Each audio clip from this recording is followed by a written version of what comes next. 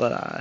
Ito guys, yung ano, dito pa rin sa Tugunto, pababa kami. Ayan oh. Ayan. Ayan yung pababa.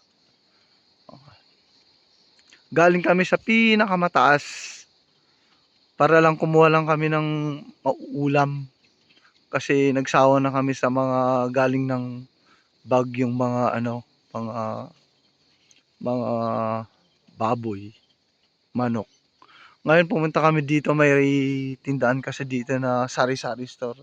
May longganisa, tocino, kaya pinuntan namin guys. So ito. So ang bahay namin dun pa sa pinakamababa.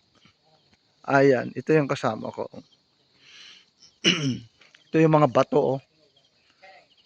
Ayan. Yan yung pwedeng mag-landslide. Ayan. Ang oras na guys is alas 6 na ng hapon. Ayan. Pero andito pa rin kami. Ayan oh. Ayan yung kasama ko na oh. Ito yung mga motor nila pag hindi ano, nilalagay lang sa tabi guys, pero walang kumukuha. Ganyan sila napaka ano nila dito. Napakababait yung mga tao dito. Ayan oh. Siguro nawalan niya ng ano ng gas. Kaya iniwan na lang diyan. Pero wala pa rin kumukuha. Pero kapag dun sa Manila yan o sa ibang lugar yan, di ko lang alam. Baka nakuha na yan guys.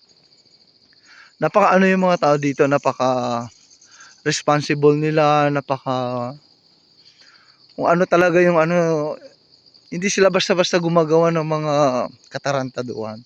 I mean, kung sa atin yan, pag nilagay yun sa ano, karnaping na yun agad-agad, wala na yun.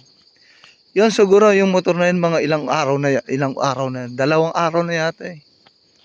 Ayan.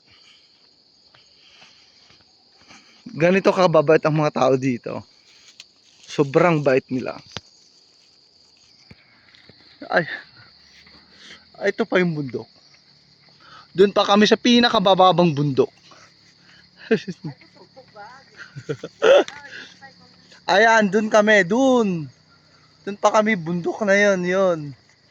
Ayun.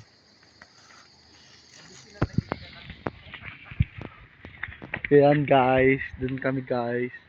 Doon kami sa bundok na yun guys. Okay guys, thank you for watching. Okay, bye.